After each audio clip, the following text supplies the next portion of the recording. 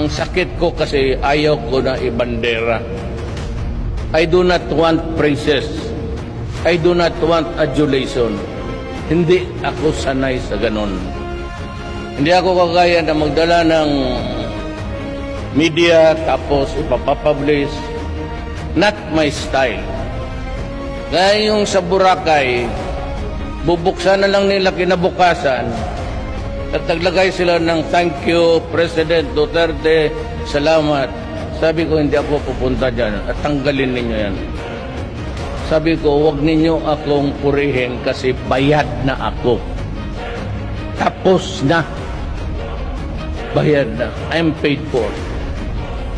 That is why wala kang makita. I do not accept awards. Nakukurnihan ako. Ika lang. Bisaya, mahilasan ko. Kasi bayad ako eh. Ngayon, ang tinatanggap kong award, yung sa eskwelahan.